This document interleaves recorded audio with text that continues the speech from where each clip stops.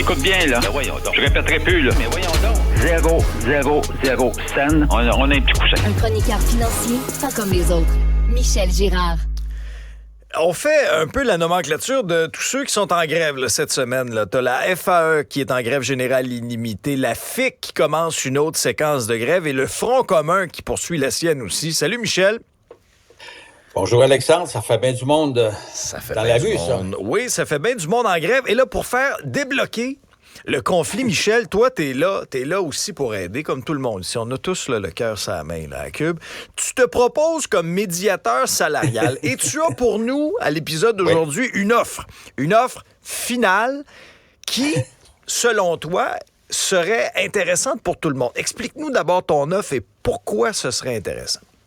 En fait, je la trouve raisonnable. Mon offre, c'est sur 5 ans. Bon, il faut savoir, là, il faut toujours se rappeler que la convention collective s'est terminée le 31 mars 2023, là, le printemps dernier. Là. Bon. Donc, on parle de l'année 2023 pendant 5 ans. Alors, moi, la proposition que j'ai faite, c'est que j'ai faite dans le journal, là, évidemment. Alors, c'est un total sur 5 ans de 19,2 %. Bon, le 19,2 % je ne l'ai pas sorti comme ça de mon chapeau. Alors, ce que j'ai fait, c'est que j'ai calculé la croissance du PIB nominal du Québec pour les 5 prochaines années en me basant sur les dernières perspectives économiques, budgétaires du gouvernement du Québec, sa projection de croissance économique sur 5 ans. Et quand je fais les multiplications, etc., là, j'arrive à un total de 19,2 % sur 5 ans. Parce que quand on parle du PIB nominal, c'est la valeur de la croissance des biens et services, et puis incluant l'inflation, etc., par rapport aux prévisions, évidemment. Et donc, ça veut dire que si les salariés là, qui vont obtenir 19,2 % au cours des 5 prochaines années, ben, ils se trouvent à avoir suivi la croissance de l'économie.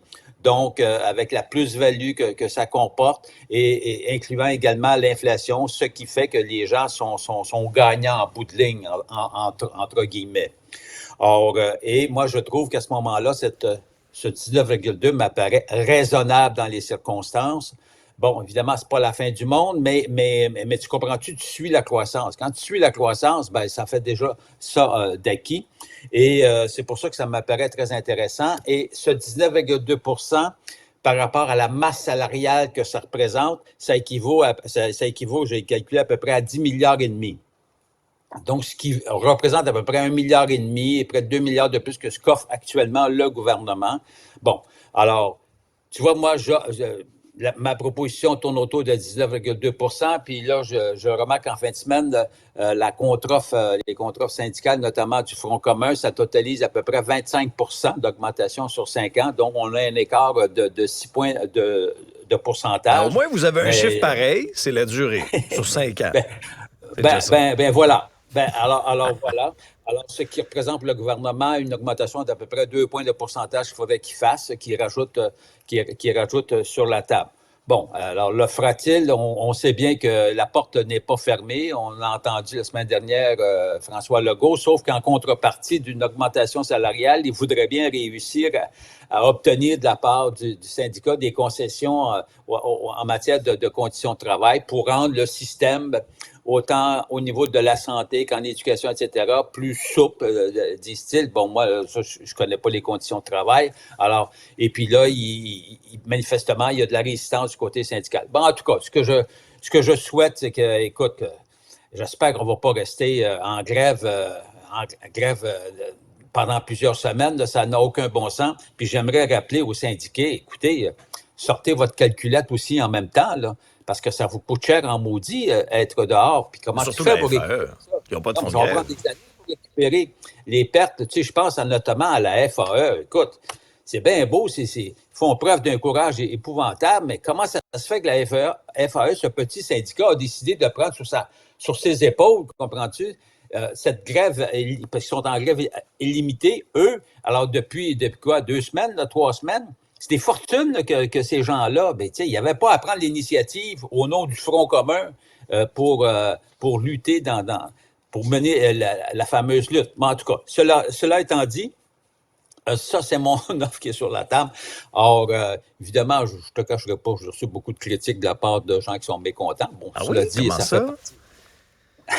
Il n'aime pas ton 19,2 sur 5 ans? Est-ce que, un peu comme la sortie, tu te souviens là, de Magali Picard, là, souviens-toi de cette sortie-là, lorsqu'elle avait oui. dit des chiffres là, du gouvernement que ce serait un drame si on acceptait ça.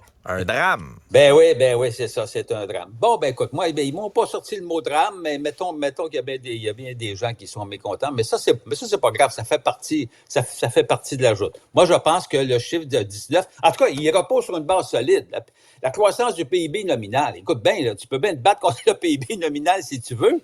Ah non, mais tu peux bien le battre, mais c'est quand même la base de tout. Mais ce qui m'a frappé, par contre, dans ma chronique de samedi, et j'invite les gens, s'ils ne l'ont pas vu, d'aller voir ça, j'étais voir c'est quoi l'univers de la négociation. L'univers de la négociation au gouvernement du Québec à l'heure actuelle. Bon, alors, c'est ce que j'appelle une tour de Babel. Imagine-toi, Alexandre, alors notre ministre négociatrice Sonia Lebel et la négociatrice en chef Mme Lapointe, là, Édith Lapointe, qui est la négociatrice en chef au nom du gouvernement. Tu remarqueras que c'est deux femmes, hein? Elles portent ça sur leurs épaules, des grandes négociations. Alors, je te dis qu'elles sont solides. Donc, le gouvernement est aux prises actuellement avec 103 conventions collectives. 103? 103 conventions collectives. Wow. 81 tables de négociation. 81 tables de négociation et 71 syndicats. C'est incroyable. Bon. Ça peut bien avancer As-tu tranquillement. pensé? 71 syndicats. Tout le monde tire sur la couverture. À juste raison, là, je ne remets pas ça en cause. Mais regarde l'univers. C'est effrayant. Tu dis, comment... Tu sais, j'ai de la misère à... 103 conventions collectives, 81 tables de négociation, 71 syndicats. Alors, essaye de te débrouiller là-dedans, puis essaye de convaincre tout le monde. Ce qui est impossible. Mais quel défi! Alors, puis là, tu as la table centrale, les tables sectorielles. T'sais, Ah ben oui! ceux et celles qui suivent ça de près, c'est correct, là, mais honnêtement, là, une chatte en perdrait ses petits. Là, pour bien des gens dans la population, là, tout ça semble très... En tout cas, il va y avoir du travail à faire. ChatGPT. Oui, on ne manquera pas de table. Merci, Michel. Voilà ce que j'avais à mettre sur la table. Très bien.